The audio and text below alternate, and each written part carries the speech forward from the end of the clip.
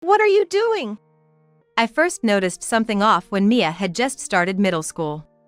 It was when she was rustling around in the changing room while taking a bath. Huh? Just looking for something. Looking for something? Yeah. I thought I had put it in my pocket. I immediately realized that it was a lie. My husband hadn't taken his bath yet.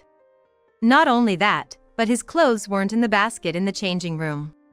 Then Mia came out of the bath. What are you doing? Sorry. I'll be out in a sec. Come on, let's go. Okay. My husband seemed unsatisfied, as if he had some unfinished business. After that, he continued to repeat similar actions behind my back. Each time, Mia would give me a look as if she wanted to say something. Is something wrong? No, it's nothing. At that time, I wasn't too worried. Unaware of my mistake. After all, my husband and Mia had seemed really close even before we remarried. Then, my husband started to prioritize Mia. Maybe it was because she was his stepdaughter, but it still seemed a bit much. Next Sunday, Mia and I are gonna go out. Sunday? Where to? Well, we'll figure that out later. Wait, didn't Mia have plans already for that day? Oh, it seems they got cancelled. That day, I had to work, so I couldn't go with them. More to the point, I wasn't even invited. Things started to move about a month later. There's a parent-teacher conference coming up. Is it that time already? Yeah, and I want Mom to come. Mia's expression seemed to plead something serious. It looked like she was really pressed. Okay. I'll go on that day. And I'd like to keep this from Dad. If that's what Mia wants. Thank you. So, we approached the day of the conference. I met up with Mia at school, but something seemed off. She was unusually quiet, almost tense. Then, during a break in the three-way conference. May I have a word? Oh, yes. With that, I was called out into the hallway. A bit nervous about what it might be. Oh, well, the thing is. I'm sorry. I actually wanted to discuss something concerning Mia. Hearing this, I had an inkling. Is the reason Mia has been down because of this? Yes. Her expression turned serious. It may be impolite to say this, but I would advise you to consider separating from your husband. What do you mean by that? Who could have imagined being told something like this by a teacher? No, it's unimaginable. Mia told me. The teacher continued to explain. Hearing it, I was speechless. If what the teacher was saying was true. Thinking about what might have happened to Mia made me feel sick. I found myself crouching down on the spot. Are you okay? I'm sorry. I just felt a bit sick. But I'll calm down soon. I was helped back to the classroom. Seeing my condition, Mia rushed over. Mom! Are you okay? I'm sorry for keeping quiet. It's my fault. It's not your fault. I'm the one to blame. That's not true. You're not at fault. I hugged my daughter.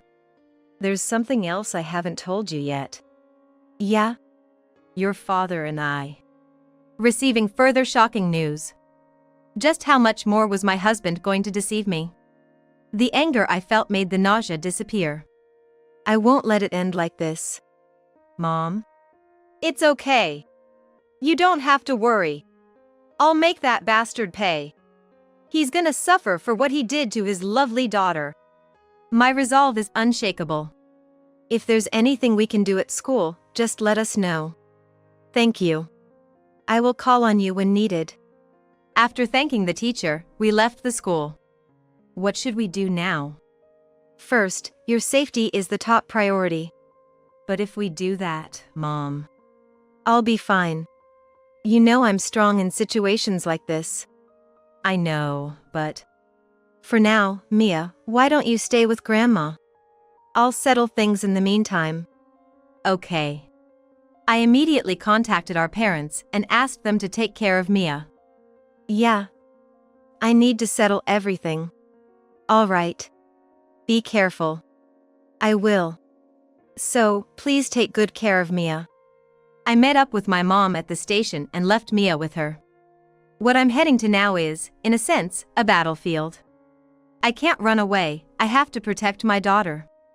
I'm Sophia, 43, working in sales. My husband, Kai, also 43, was working at the city hall. I married Kai 8 years ago. I hadn't had children yet, so considering my age, it was now or never. About having kids. I was thinking the same thing. So, after our discussion, we concluded not to have children. This was because we already had a 15-year-old daughter, Mia. Though she wasn't related to me by blood. Kai and I were both remarried. My reason for divorce was a common one, my ex-husband's infidelity. As for Kai. What? Really? I was too embarrassed to bring it up. Well, there must be various reasons, and I won't pry too deep. No, I'd actually feel better if you asked. Kai was divorced 5 times. Honestly, how many times he'd been divorced didn't matter to me. I made the decision to remarry myself. Not a very fun story, huh? No, it's not about being fun. You just had really bad luck. But meeting Sophia was really lucky for me. Really? Yeah, who would have thought we'd meet there? Kai and I met at a bakery. I was such a fan of bread that I went there once a week, always the same place. By chance, I sat next to Kai, and from then on, we ended up seeing each other there at the same time every week. But I was surprised that time. Right? And then seeing each other every week. We both must really love bread. It was just a random place I tried, but I got hooked. It's delicious, after all. Maybe next time we can all go together. Oh, that sounds good. Our fateful meeting at the bakery led us to gradually start talking, and before we knew it, we were dating. Our relationship smoothly continued, and we remarried a year later. I was surprised that he had a child, but Mia was such a good kid, and I think we had built a good relationship even before the remarriage. So, even though we aren't biologically related, I never really think about her being my stepdaughter. She was 6 at the time, but Mia was understanding and smart. Mia doesn't look much like Kai, does she? One day, I said that. I didn't mean anything by it, but I remember Kai's expression darkened a little. Sorry. That was thoughtless of me. Don't worry about it. I've been told that a lot. Kai quickly smiled again, which was a relief. But this incident made me realize it was better to avoid this topic. Regarding parenting, there were no major issues, and Kai helped out a lot despite his busy schedule. However, there was something that bothered me. It was about meals. Which do you prefer, Mia, Dad's or Mom's cooking? Dad's? Oh, thanks. Mia choosing Kai without much thought was a bit tough for me to take. Kai would cook instead when I was busy with work, but still, I had my maternal pride. When I looked a bit gloomy, there's no need to compare. I love your cooking, and so does Mia, right? Yeah.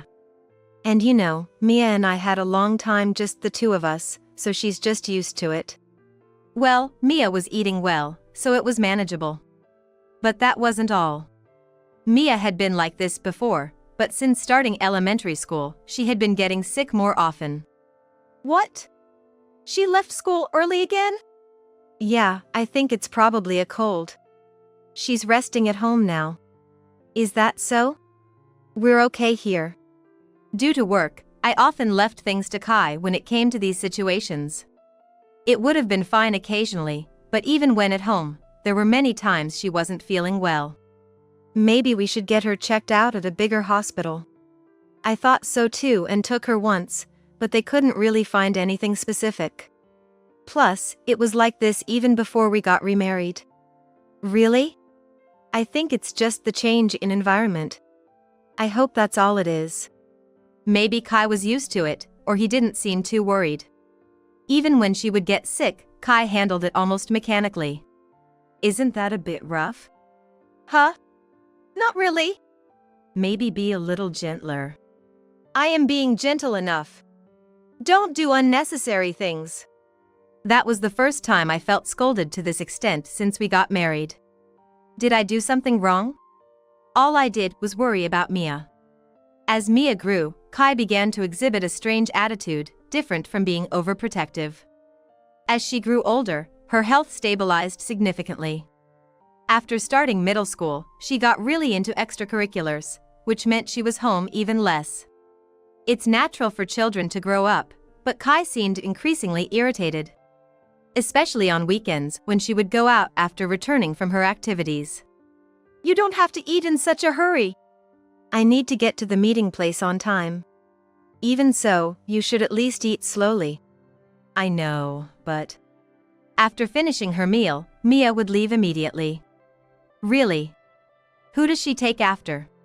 Well, certainly not me. Watching the overly energetic Mia, I wondered what all those past illnesses were about. While I was thinking this, Kai came home. Where's Mia? Oh, she's out with friends. Again?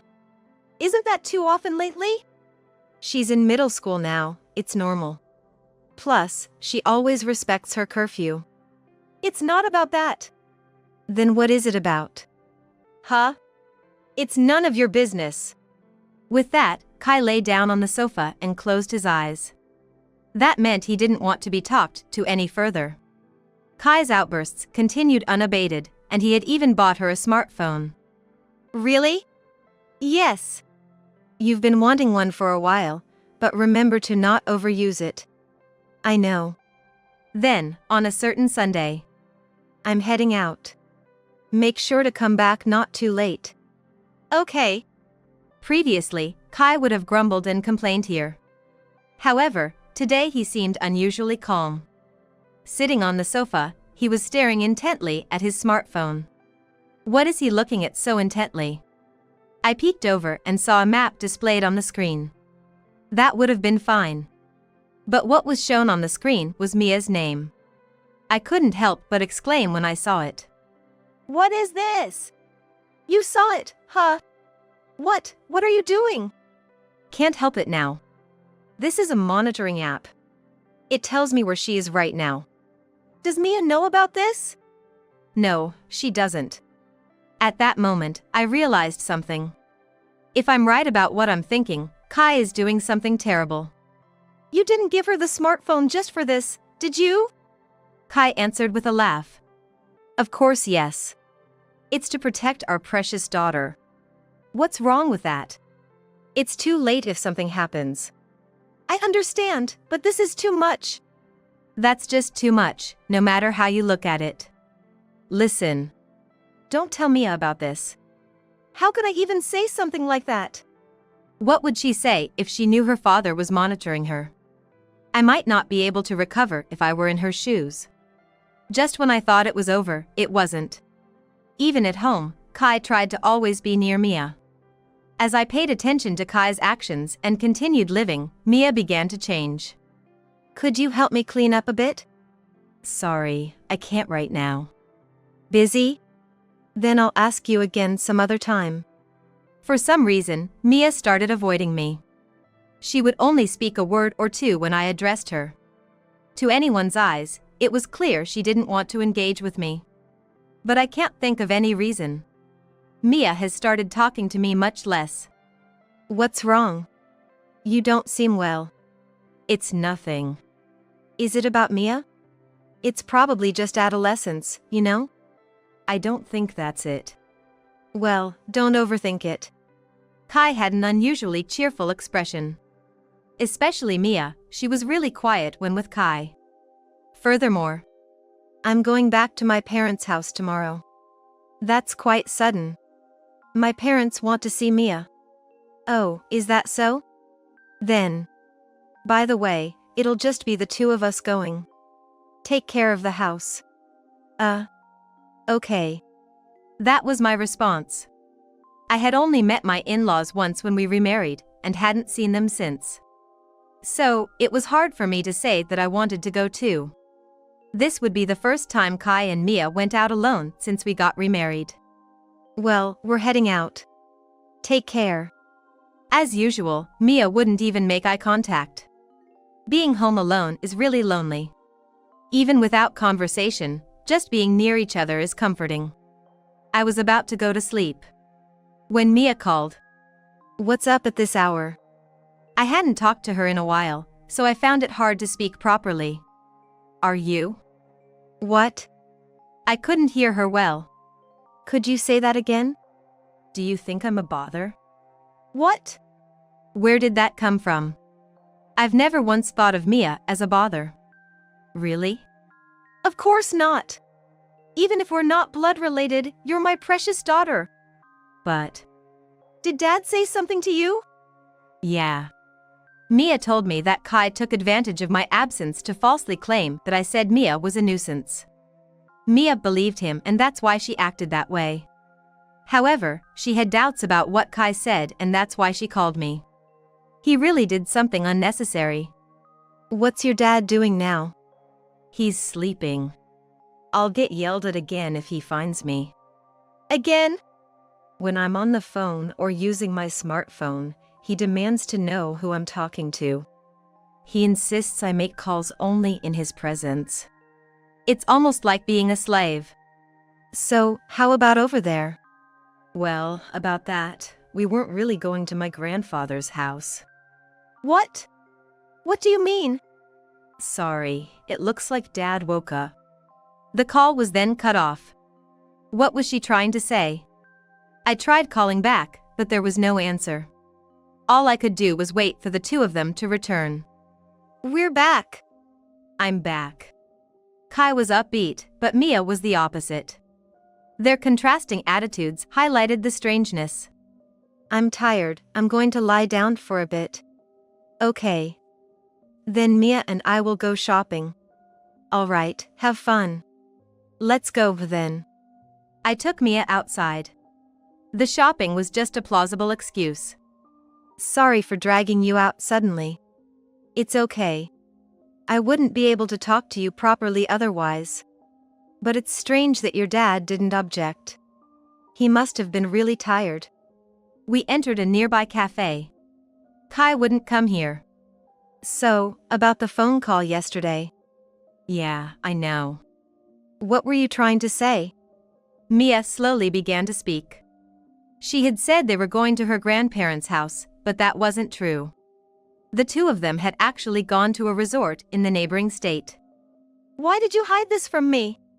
I don't know. He probably took advantage of the fact that I'm not very close with my in-laws. I can't understand why Kai would do such a thing. As I continued to ask, more of Kai's perplexing actions came to light. So it was like this even before we got married? Yeah. It was the same with his previous wife. I hate to ask, but did that contribute to their divorce? I'm sorry.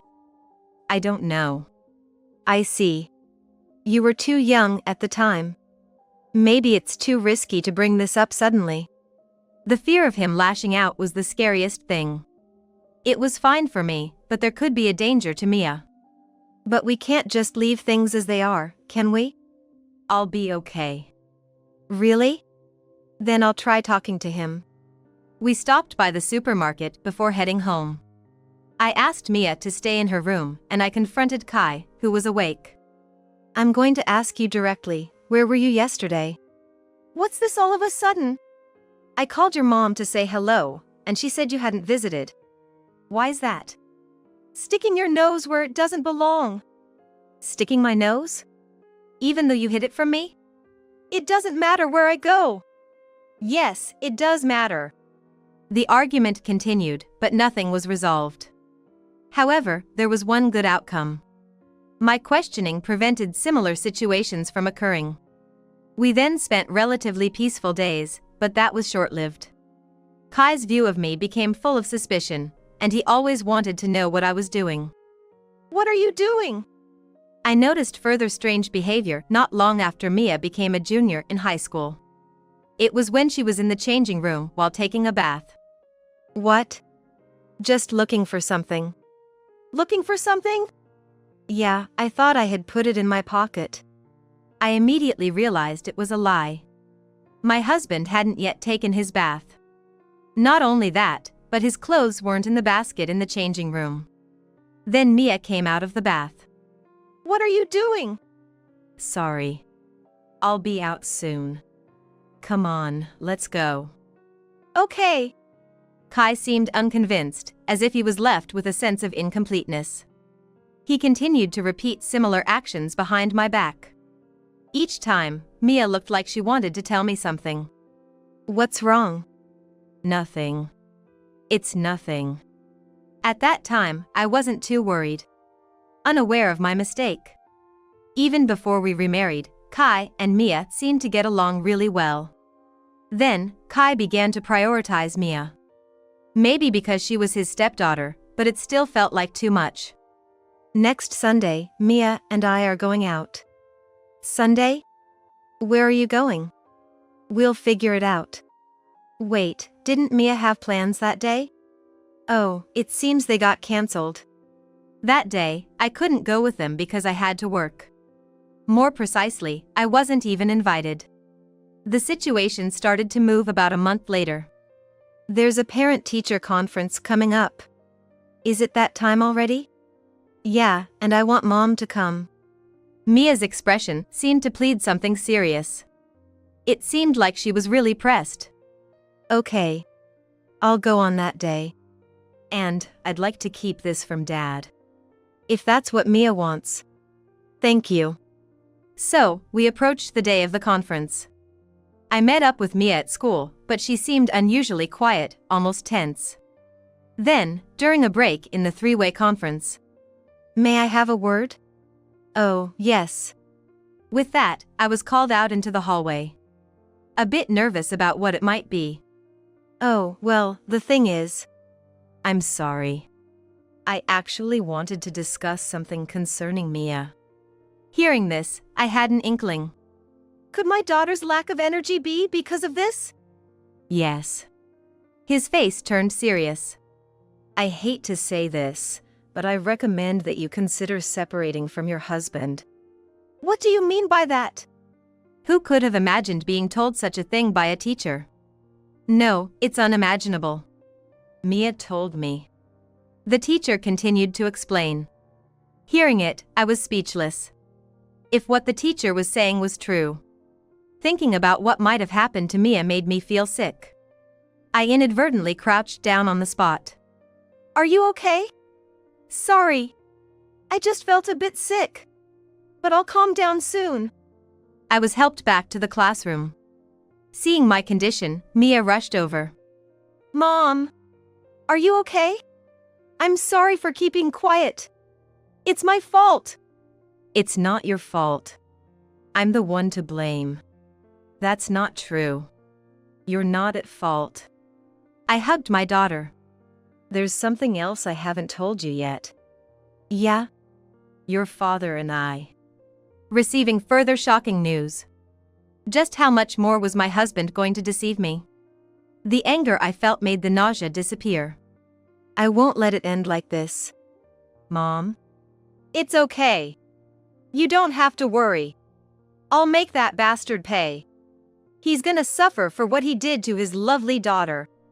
My resolve is unshakable. If there's anything we can do at school, just let us know. Thank you.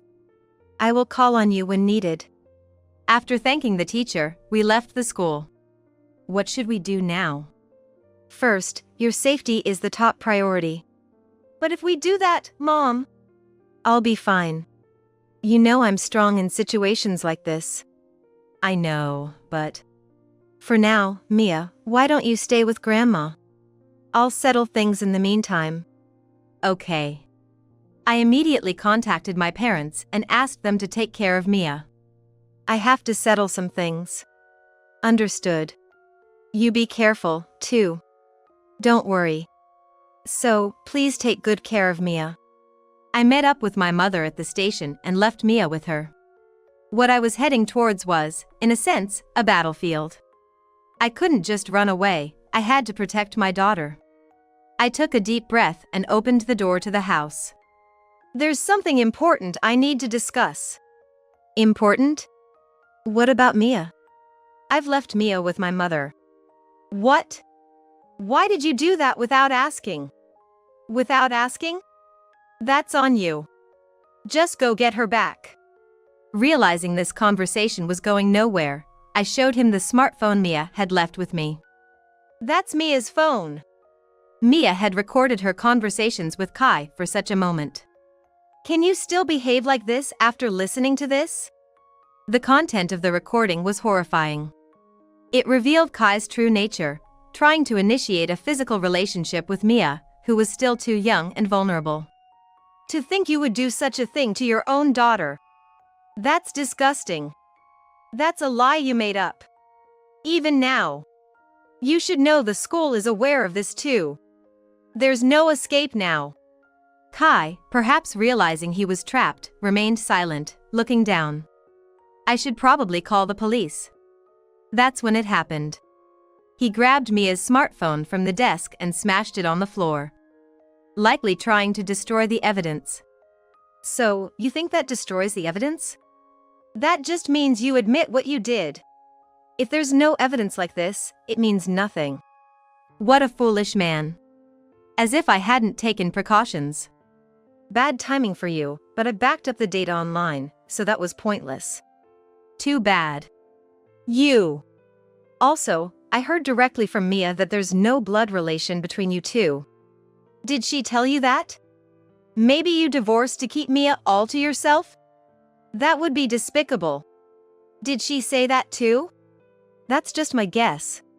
But your reaction makes me think it's spot on, isn't it? This time, Kai showed a look of utter despair. Well, such things cannot be allowed. I'm planning to go to the police now. Good luck. The police? Of course. Are you stupid? Just give up already. Wait. It's no use. Goodbye. As I was about to leave through the front door.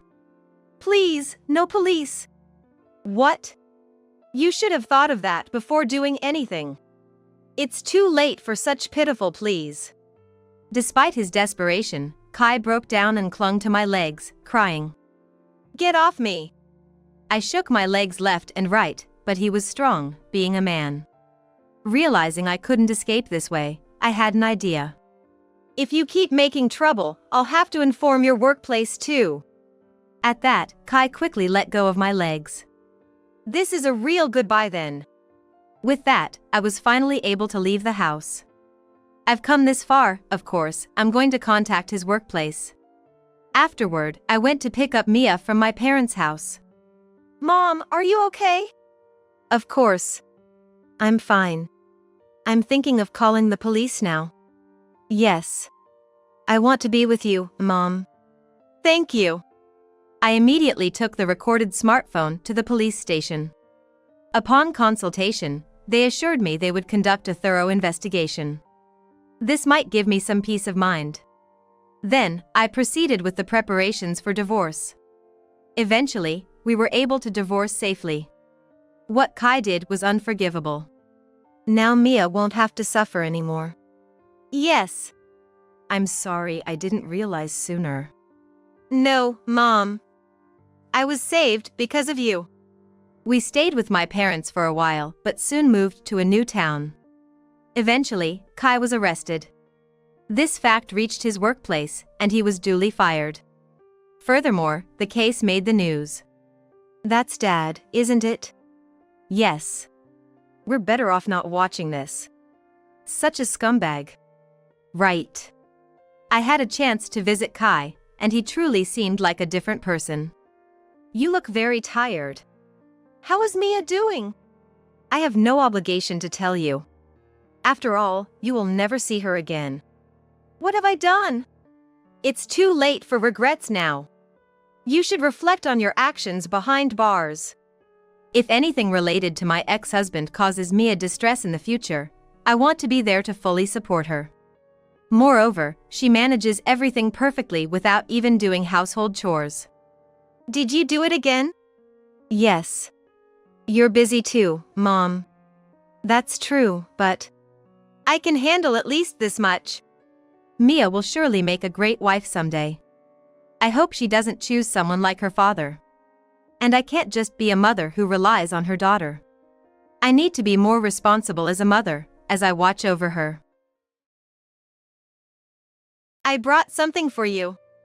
Here it is. I watched closely as Jason handed a cake box to my mother. Jason's forced smile made me feel a bit uneasy. I quietly took the cake box from him.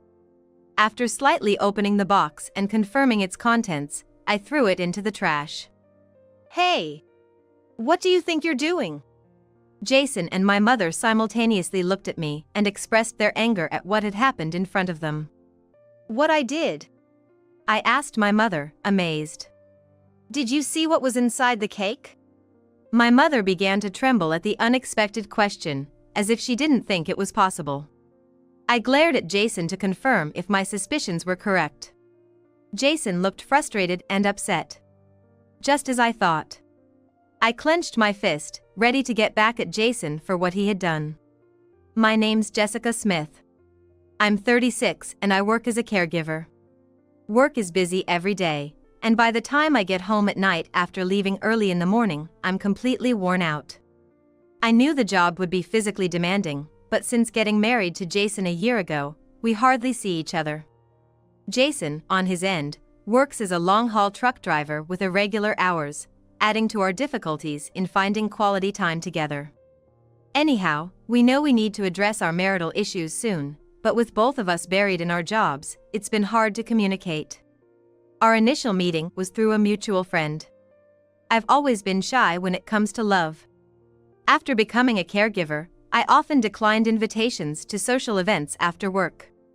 I wasn't the type to actively seek out a relationship, and after a long day at work, I just couldn't muster the energy to go out.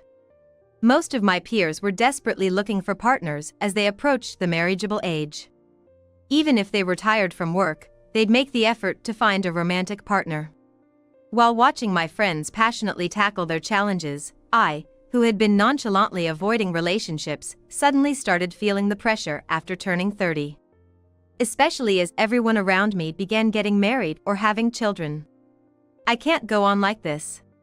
Even if I'm shy when it comes to love, I had always wanted to marry someday. So, I reached out to a friend who once invited me to a singles party, and she introduced me to a man of my age. That was my husband Jason. Jason was 2 years older than me. He was always calm and composed, so I could sense the maturity that came with his age. What I needed wasn't a fiery romance, but a stable, quiet marital life. I liked him right away. Our interests aligned, and things moved quickly. We started dating and tied the knot a year ago. We began our marital life living with my mother. Without a father, I felt bad about leaving my mother alone after getting married. I thought Jason might object to living with my mother, but he was surprisingly okay with it. Though it took some time, I was able to get married and now live together with my mother. Everything seemed to fall into place and I was at ease, but from there, unexpected developments awaited. Something I couldn't have predicted just after our marriage. Right after Jason and I got married, there was an incident at my workplace. Several employees quit in succession. The reasons people gave for quitting varied widely. Some left to get married, while others wanted a change in career. While they probably didn't consult each other and quit all at once, the end result was that those left behind had to take on twice the amount of work as before. So, I started coming home later than ever before, and our lives became even more out of sync. So, when I left work on time for the first time in a while and sat down at the dinner table with Jason and my mother, I noticed the atmosphere in the house was incredibly tense. Hey, did you take care of that thing we talked about the other day? What thing? You forgot? I told you to open an account at M-Bank. Right.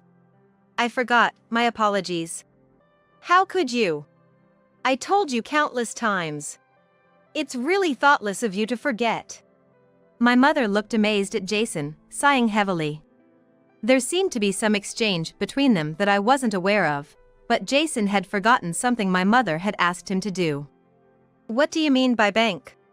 Well, Jessica, you have an account with M-Bank, right? We never know what the future holds, and I think it would be wise for Jason to have one too, but he just won't listen. I'm really sorry, I truly just forgot. Oh, really? Well, if that's the case, it's fine. Indeed, I have an account with mBank. My mother deposits a small amount into that account every month, thinking of the unforeseen future. Probably, she plans to save for Jason as well. But Jason doesn't seem to get that she's trying to save for him, he just hears it as a demand to open an account. My mother has a bit of a bad habit. She speaks in a curt way, which can come off as cold. Because Jason doesn't get her real intentions, their conversations often miss the mark. That being said, I myself haven't been able to talk properly with my mother lately, so I've often had fights with her.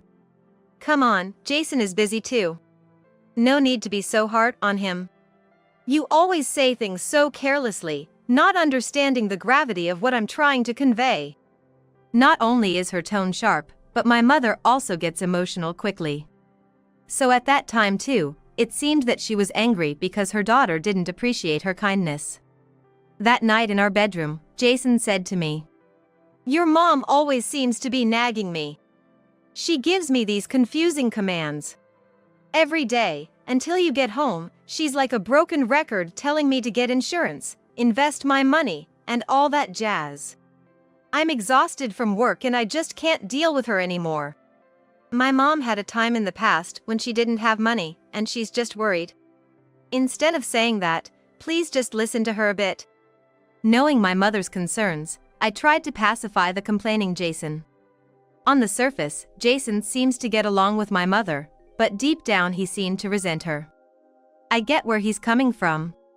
I understand how annoying it can be to have someone go on and on about something you're not interested in, and even more so, how tiring it is to be constantly told what to do. But my mother just wants to ensure that Jason and I won't face financial hardships in the future. I can't stand it anymore. I'll deal with insurance and investments when I feel like it. As for the mBank account, it's obvious she'll only use it for her deposits or investments. Nowadays, you can't have multiple accounts at the same bank. mBank is the closest to our house and she just wants an account, it's as clear as day.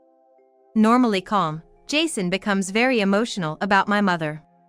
Being able to empathize with both my mother's feelings and Jason's frustrations, I simply nodded to Jason's story, letting out a sigh, wondering if there wasn't some way to resolve things. It might be better if we lived separately. That way, we wouldn't have to deal with her constant nagging. Hey! Jason knows I don't want to leave my mother alone. Making such a spiteful remark seemed rather mean-spirited to me. I'm just kidding. I'm gonna do whatever she asks.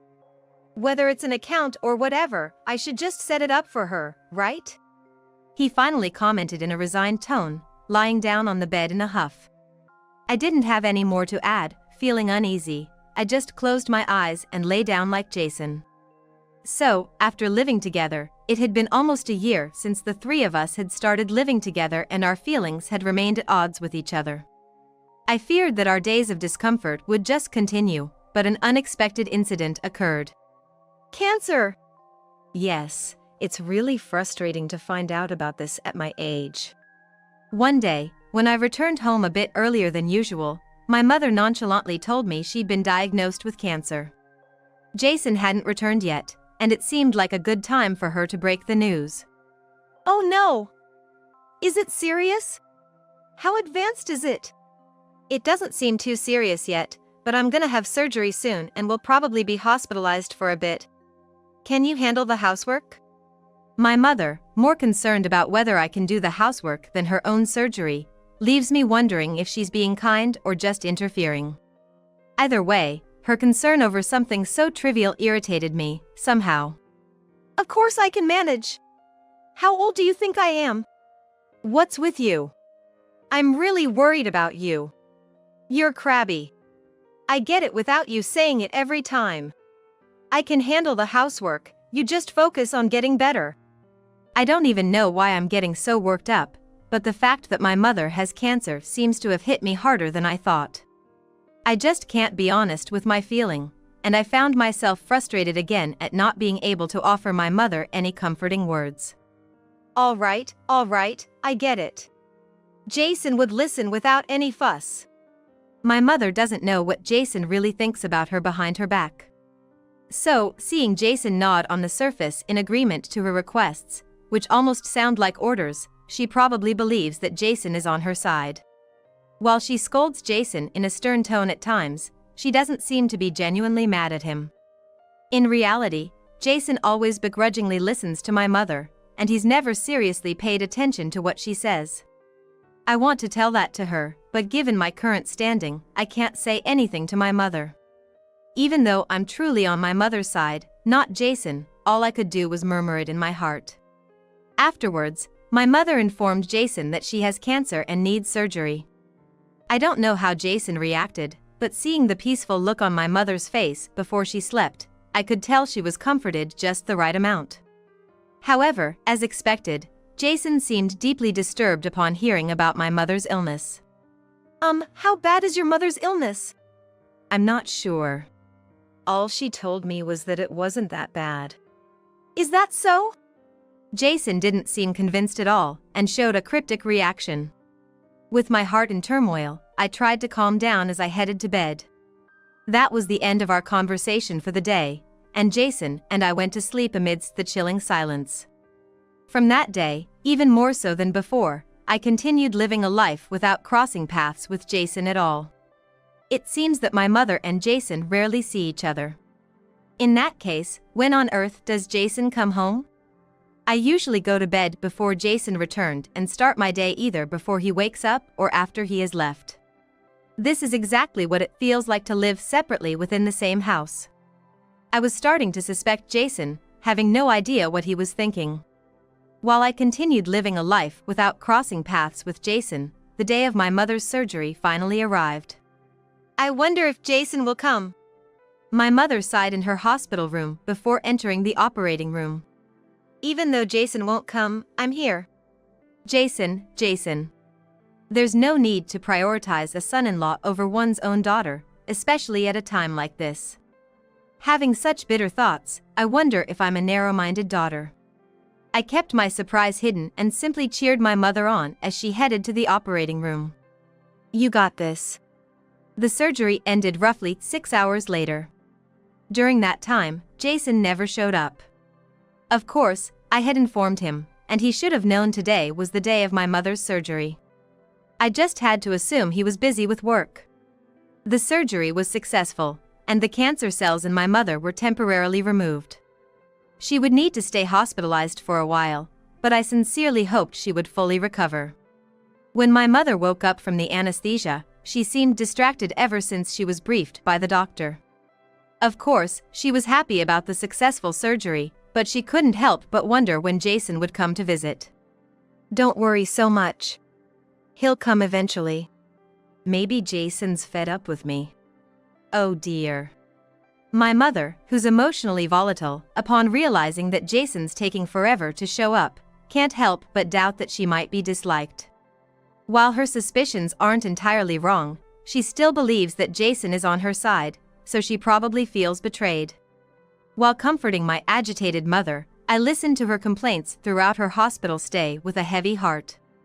A week after the surgery, Jason finally came to visit. It just so happened that I was visiting after work, and I could see my mother's face light up when Jason arrived. Hey, how are you feeling? I thought you'd never come, Jason. My mother's tone made it sound like she had been waiting for a lover, which embarrassed me. I brought something for you. Here it is. I watched closely as Jason handed a cake box to my mother. Jason's forced smile made me feel a bit uneasy. I quietly took the cake box from him. After slightly opening the box and confirming its contents, I threw it into the trash. Hey! What do you think you're doing? Jason and my mother simultaneously looked at me and expressed their anger at what had happened in front of them. What I did? I asked my mother, amazed. Did you see what was inside the cake? My mother began to tremble at the unexpected question, as if she didn't think it was possible. I glared at Jason to confirm if my suspicions were correct. Jason looked frustrated and upset. Just as I thought. I clenched my fist, ready to get back at Jason for what he had done. What the hell, Jessica?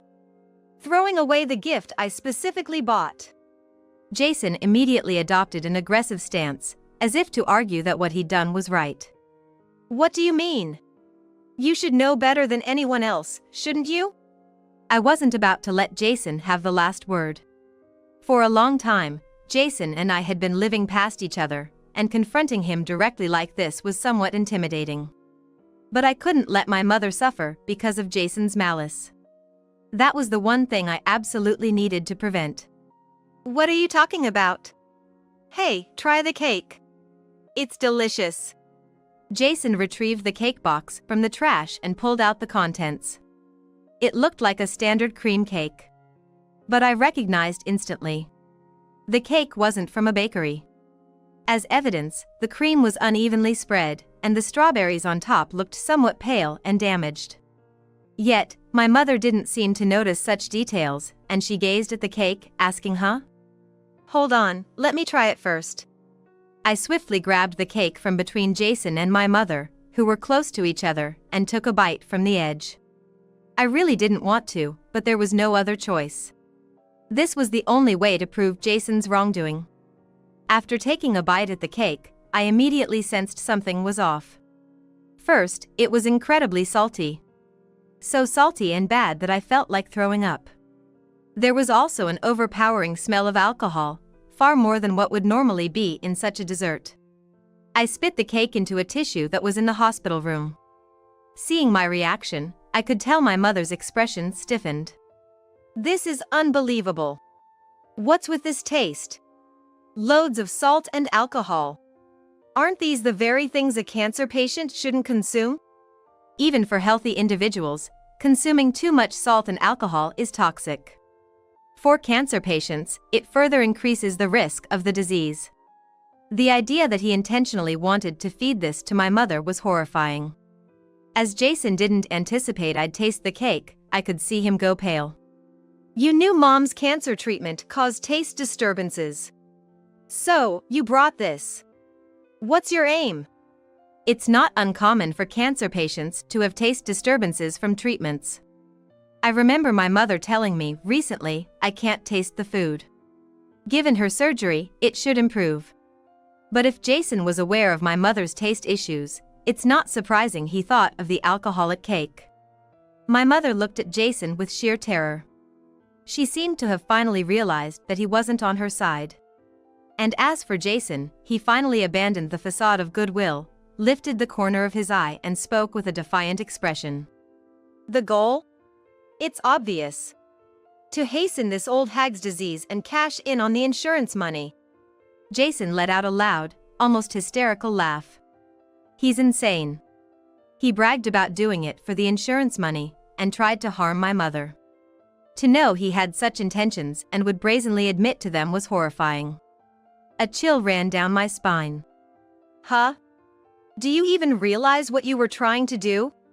That's a crime, you know. I know, and I don't care if I become a criminal. I just want to get rid of this old hag as soon as possible. It's clear that when Jason scornfully referred to my mother as an old hag and tried to make her eat the poisoned cake, the image of Jason inside my mother's mind completely crumbled. That's how much my mother had a look of despair on her face. You're always nagging me, telling me to do this and that, and you get mad when I don't obey. My life isn't just for you, old hag. Don't order me around. It makes me sick. Jason vents the pent-up frustrations he's felt up until now at my mother. My mother looked at Jason with shocked eyes. I just didn't want you to struggle with money, Jason. I don't care about that.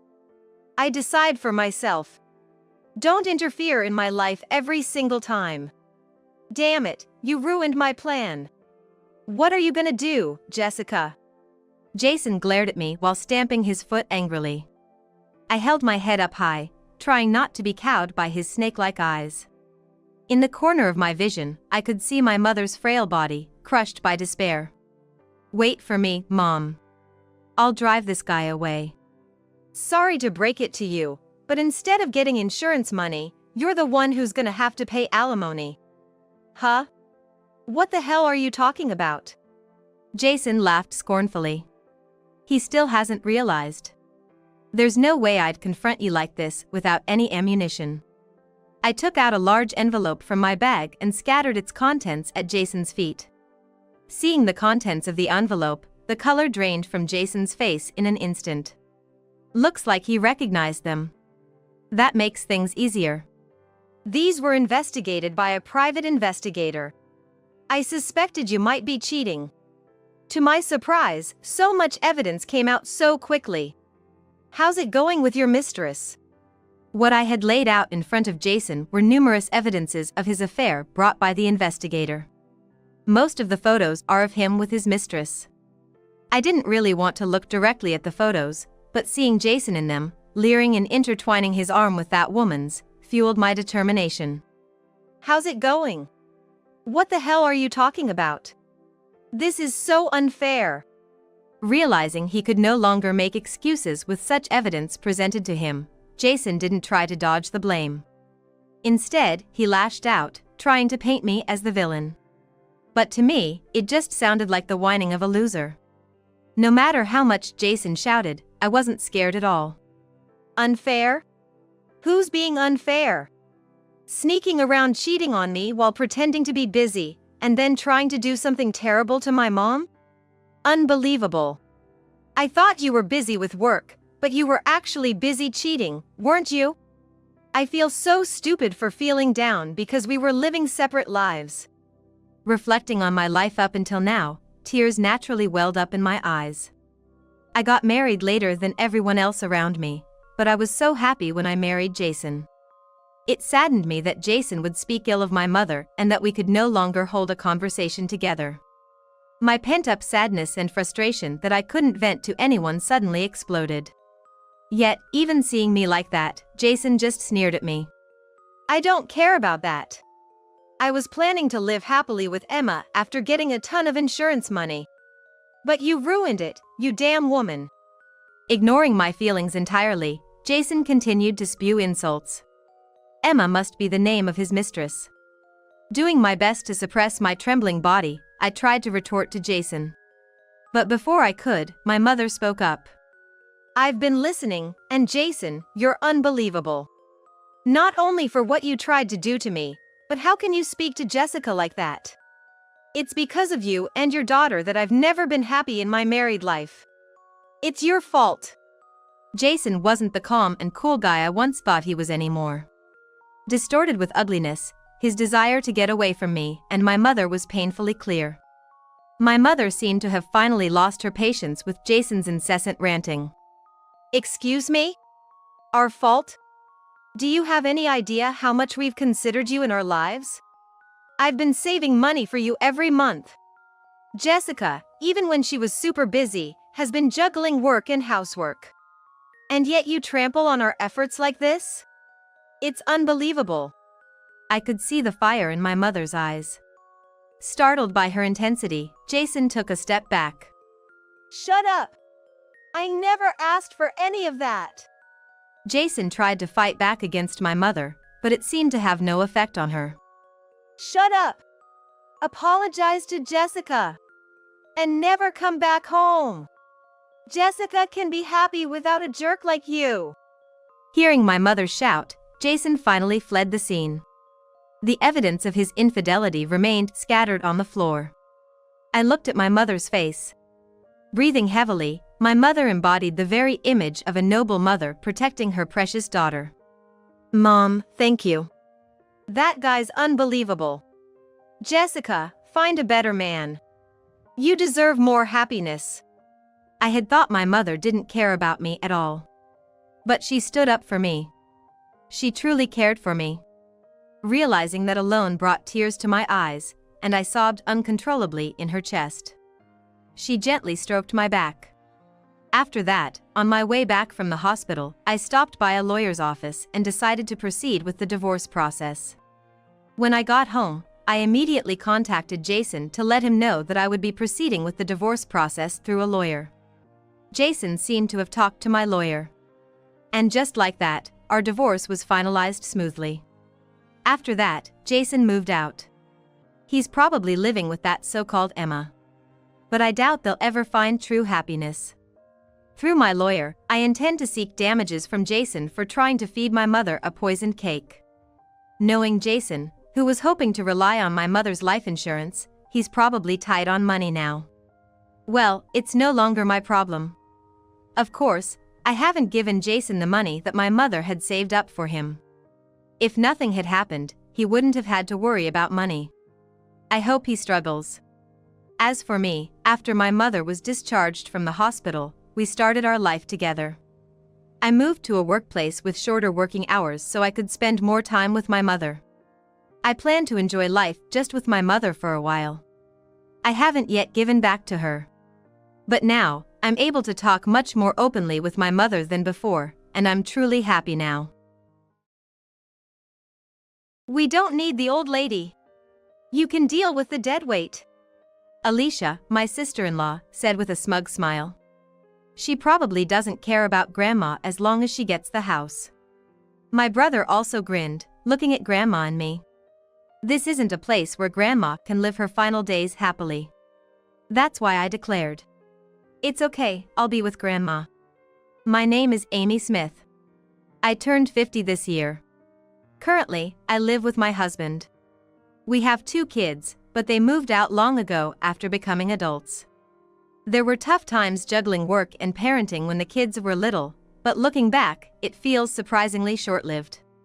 What fills the emptiness in my heart are my job, my husband, and Grandma. Currently, I work with my husband at a high-end restaurant. I run the place, while my husband, Jake, is the head chef. The reason I'm the owner is that I majored in business management in college and was interested in the restaurant business. At first, I wanted to provide my own dishes, but I quickly gave up. Seems like I didn't have a knack for cooking. Back in college, a posh hotel nearby was hiring kitchen helpers. Luckily, I got the job. But apparently, even as a part-timer, my cooking skills didn't meet professional standards. My knife skills were so bad that they quickly moved me to serving. Even if it was a lowly position, I wanted to gain some experience in the culinary world. It was my first setback. I ran straight to Grandma for comfort. After comforting me for a bit, Grandma looked me in the eyes and said, "Amy, I know you have dreams. But there isn't just one path. Some might be detours, but no road is useless. So, keep your chin up and give it a shot." Encouraged by Grandma's strong words, I replied, Thanks, Grandma. I'm gonna give it my best shot. Thanks to Grandma's words, I managed to keep going and continued my serving job throughout college. Grandma was always kind and always stood by my side. For someone like me, who lost both parents, she's the most dependable figure in my life. And then I met Jake. Jake was training as a chef at the same posh hotel where I worked part-time. Even though he was in training, he had been working there for about 5 years and was trusted with some parts of the cooking. One day, probably having heard from other staff, Jake found out about my interest in cooking. He said, "If you'd like, I can teach you. I'm still in training, so I can only show you the basics." Really? Thank you so much. I replied with a big smile. From then on, we started visiting each other's homes and began our cooking lessons. Since we couldn't use the hotel kitchen, we practiced in our own kitchens. As I learned from him, Jake and I got closer and eventually started dating. After 3 years of dating, we got married. We happily became a married couple. Even after our marriage, Jake continued his training at the high-end hotel. I took a job at a startup that managed multiple restaurants to learn about business management. There, I learned the ropes of running a business. It was a series of challenges, far more intricate than my college classes. I made mistakes countless times and got reprimanded by my bosses. However, as I continued to fail, I gradually accumulated successful experiences. In the end, using the startup company's program, I opened an upscale restaurant. Even though I was an employee, I successfully realized my dream of managing a restaurant. Of course, I chose Jake as the head chef. Jake had just finished his training, so he decided to leave his job at the luxury hotel without any regrets. And that's how Jake and I combined our strengths to run an upscale restaurant. Work is going smoothly, but my personal life has been put on the back burner. I'm so busy that the time I can spend with my grandmother has drastically decreased since my student days. For someone like me, my dependable grandmother now lives with my brother and his wife. My brother, Bob, who is 3 years older than me. However, he's a bit quirky. When I told him about becoming an entrepreneur using the startup company's program, he completely shot down the idea, saying, "Why are you doing something so high risk? Having a regular job is the most stable. Besides, being a salaried manager doesn't pay much and it's not even worth it." "Come on, Bob, don't you think that's a bit harsh?" "Sure, I'm using the company's program." I protested against Bob's blunt words. But Bob seemed unwilling to change his stance and continued to argue. "Listen, Amy. Stability is the key in this world. Yet, you live so recklessly. Your husband's the same, right? Both of you managing a business together is too reckless. If the restaurant fails, you both go down." "What?" I was taken aback. "Just remember, if things go south and you end up in debt, don't come running to me. I'm only looking out for Alicia." I was really shocked by this outburst. In my case, I have the support of my employer, so I'm not incurring any personal debt. But before I could retaliate, my sister-in-law, Alicia, chimed in. "You and your husband really live on the edge, don't you, Amy? But if things go bad, please don't rely on us." Hearing this, I resolved never to ask them for help, no matter how tough things got.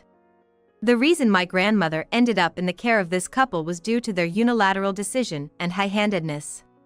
One day, when I visited my grandmother's house where she lived alone, Alicia answered the doorbell and blurted out, "Why are you here, Amy?"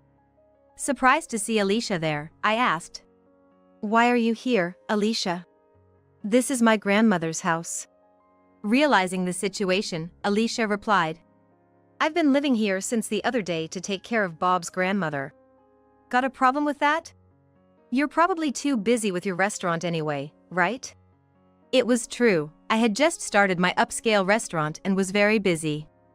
I couldn't always be by my grandmother's side. If something happened when Jake and I weren't there, it would be a disaster. On the other hand, Alicia was a housewife and could be with my grandmother during the day. Confidently, she said, "I can be with her." All I could reply was, "Please take care of her." After that, I often visited my grandmother's house. Every time I did, Alicia would sarcastically say, "Again? You need to let go of your grandmother." Still, I was worried about my grandmother. But this was her house. However, getting into an argument with Alicia, who was living with my grandmother, wasn't a good idea. So, I would say, "Sorry, I just wanted to see her for a bit," and kept visiting my grandmother. Every time I visited, my grandmother seemed happy to see me. But over time, she seemed to be losing her energy, and I was worried. Then, one day, as usual, I found her collapsed at the entrance. "Grandma, what happened? Hey, stay with me!" I shouted at my grandmother, but there was no response. In a panic, I called an ambulance and rushed to the hospital with my unconscious grandmother. "She has only 6 months left." The doctor's prognosis was devastating. My beloved grandmother was seriously ill. Apparently, the hospital she was brought to was where her primary doctor practiced. According to the doctor, there was nothing more the hospital could do. They could only provide palliative care, and since my grandmother wished to be treated at home, they respected that decision. While I was hearing this devastating news from the doctor, a nurse informed me that my grandmother had woken up. "Grandma!" As I entered the hospital room, my grandmother looked in my direction. "Amy, I'm so sorry. I should have told you earlier." Grandma murmured weakly. My eyes began to blur with tears. "Is it true? Why didn't you tell me sooner? Do Alicia and Bob know?" Tears streaming down my face, I asked her, and she slowly shook her head in response.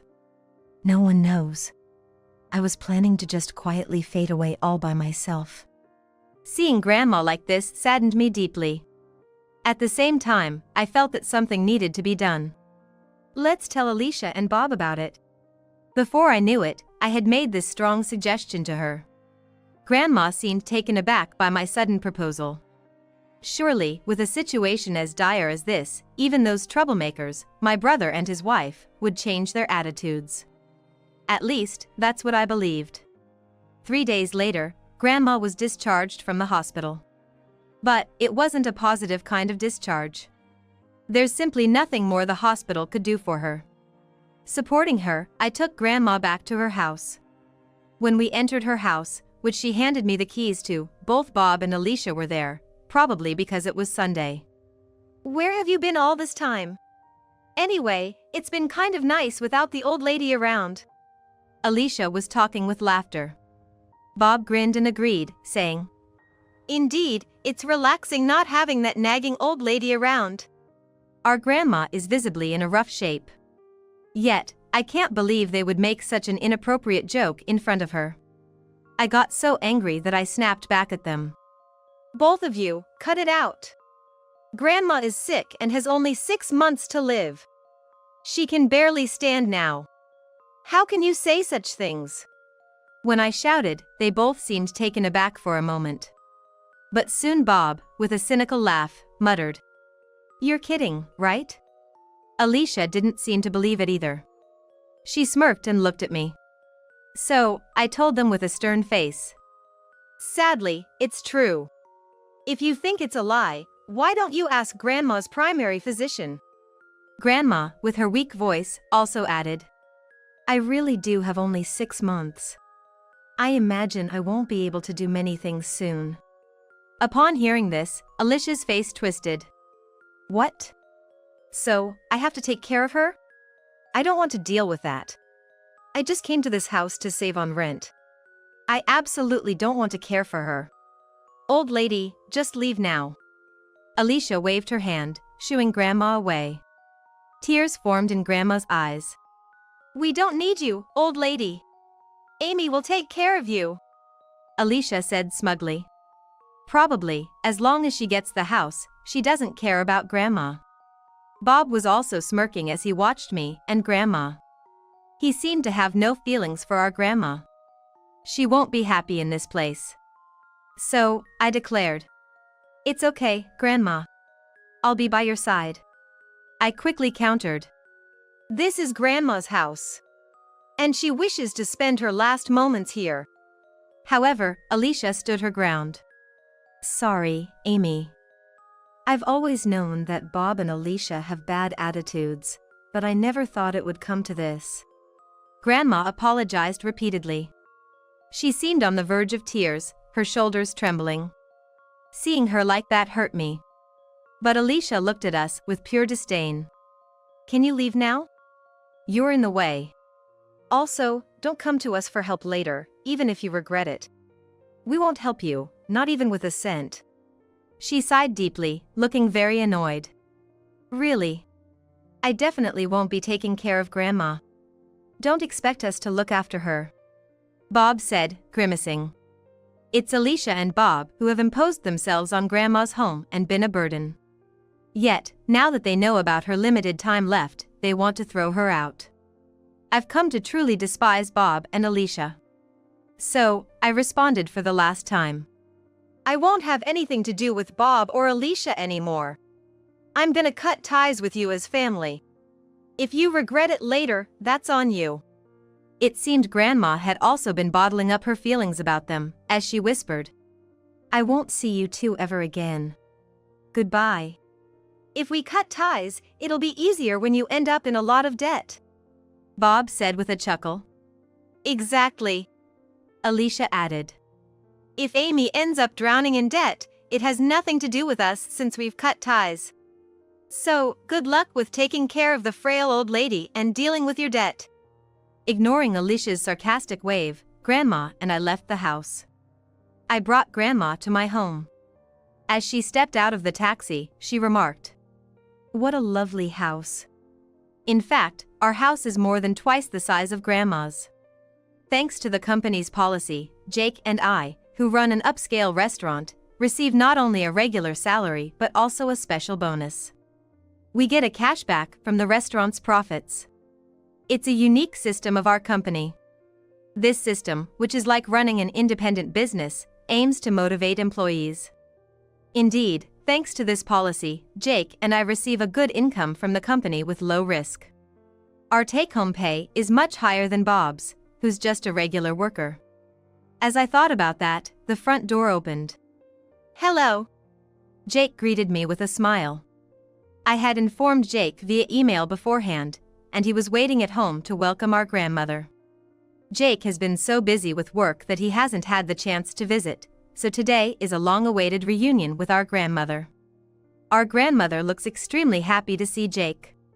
He quickly ushered her into the living room and served some tea. Sipping her tea, grandmother seemed to relax a bit. For the past 6 months, I feel like I can finally live happily. I felt so out of place in that house. Grandmother muttered quietly. According to her, Alicia and her family had been neglecting grandmother all along. They wouldn't even cook her portion of the meals, and sometimes Alicia even took grandma's pension as part of the household expenses. That's awful. I blurted out. Jake looked upset as well. After a moment of heavy silence, Jake, with determination, stood up and said, "I'm gonna do something about this. We should give them a taste of their own medicine. I can't stand being pushed around like this. I'd regret not standing up for grandmother." I got up as well and said, "We'll make sure they regret it." And so, we took a stand. A few days after we took action, my phone was flooded with calls from Bob's number. Even when ignored, the calls kept coming. I knew this would happen. I murmured. After letting it ring for quite some time, I finally answered. "Yes?" Finally! What the hell did you do? As soon as I answered, Alicia, sounding frantic, began questioning me. I figured she was using Bob's phone. "What are you talking about?" "I have no idea." I knew exactly what she was getting at, but I played dumb. Alicia, losing patience, pressed on. That's about Grandma's house. Suddenly, a real estate agent is demanding we vacate. Did you have something to do with this? It's our house now, mind your own business. Alicia sounded cornered and irritated. Ignoring her outburst, I calmly responded. "Well, Grandma just sold her house. What's the problem?" Just because Alicia and her family lived there, they assumed ownership, but the house was still in grandmother's name. I don't get why they felt entitled to it. Alicia, sounding even more flustered, shot back. Why did she sell it? We're living there. Is this some sort of revenge? Just because you're struggling doesn't mean you have to be envious. She didn't seem to believe the house had been sold. This was going nowhere. So I decided to lay out the facts for Alicia. It's true. The sale is already finalized. The property now belongs to the realtor. If you continue to stay there, it'll be trespassing. Alicia sounded completely lost for words. Turns out, after Jake and I decided to act, he went to a real estate agency with grandmother's power of attorney. They quickly moved through the selling process. By the way, when we explained the situation to Grandma, she was completely on board and signed the papers right away. I definitely don't want to hand the house over to Bob and his family, Grandmother had said, her face turning red with anger, which showed just how upset she was. As I explained the situation, Alicia began to panic on the other end. So suddenly? Where are we supposed to live now? We even gave up our previous apartment. And with that, she broke down over the phone. Actually, according to what my grandma told me, Alicia, despite being a stay-at-home mom, was quite the big spender. She'd casually buy designer handbags and never missed her monthly spa treatments. Bob is just an office worker and definitely not earning a high salary. Because of that, it seemed like Alicia and him were struggling to make ends meet. Alicia had pre-existing debts, and their finances were a real mess. Under normal circumstances, that would be grounds for divorce, but Bob is too smitten with Alicia. Probably because she's a beauty. So, on Bob's suggestion, to save on rent, they both moved into my grandmother's house. But to be honest, I couldn't care less about their situation. I don't know why you came to me. Why don't you just stay in a motel or something until you find a new place? Oh wait, you're broke, right? I said sarcastically to Alicia. She seemed to think I had no idea about their financial struggles. Suddenly she looked panicked and whispered, "How did you know?" Bob, perhaps not wanting this to be known, just kept quiet. Then, my grandmother chimed in. "I told her." She continued. "Amy and Jake's home is really comfortable. It's spacious and clean, with all the latest appliances. It's worlds apart from where you lived before." And she chuckled. Bob immediately bit back. "What the hell? How come you guys have money? Weren't you drowning in debt?"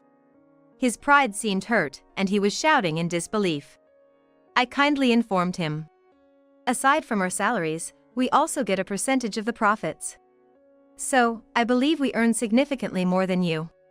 Plus, we're a two-income household. We probably make double what you do, easy." "No way." Bob seemed stunned on the other end of the line. "You always said being a salaried worker was the right path. Turns out, we're living a much wealthier life than you. You really had tunnel vision, didn't you?" I couldn't help but laugh. I could hear Bob growling over the phone. Upon realizing our affluence, Alicia started to butter me up. "Then can we stay at your place, Amy? If your house is that big, there should be room for us, right?" What a ridiculous proposal. I promptly declined. "Absolutely not. Didn't you specifically ask us not to rely on you? We've cut ties with you guys, so don't come crawling back now.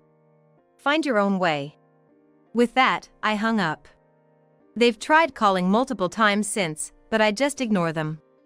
I never want to have anything to do with people like Bob and Alicia again. I hope they realize and regret their actions. Eventually, I heard they were caught shoplifting. The police contacted me, and I got to know about it. Apparently, Alicia's debt had snowballed to a point where Bob's salary alone couldn't cover it. Alicia even seemed to be taking her grandmother's pension. Debt collectors started showing up at Bob's workplace, which led to his debts being exposed and him getting fired. With no income, repaying their debts became even harder. Bob and Alicia seemed to have been struggling even for daily meals. As a result, they apparently shoplifted sandwiches and bread from a convenience store, and the store's staff reported them, leading to their arrest. Seems they've hit rock bottom. According to the police, they wanted me as their guarantor. "I messed up. I'm sorry, just look out for us," Bob pleaded. But it's too little too late. Even Alicia, who usually had no regrets, seemed genuinely remorseful. "Please help us. I'll apologize for everything. Just give us a hand." I heard Alicia has been pleading this way through the police. But this whole mess started because of Alicia's reckless spending. Bob being oblivious was also a problem. They brought this upon themselves. And after what they did to my dear grandmother, I can never forgive them. They can keep struggling for all I care. 3 months have passed since then. My grandmother is still alive and well, which brings me so much joy. I took a caregiving leave and have been staying by her side. There's a real advantage to having a flexible job. Even though she has her tough moments, on her good days, we can walk around the garden together. These times are the most enjoyable and therapeutic for me. "Grandma, your birthday's coming up. Is there anything you'd like to eat?" I asked her. She responded, Maybe a cake baked by you, Amy." Even now, she tries to make me feel better about my subpar cooking skills, and it really tugs at my heartstrings. I still want to be with my grandma, and I feel I haven't done enough for her. Every day, I want to make even just a little more memories with her. And I plan to be by her side for as long as she's with us.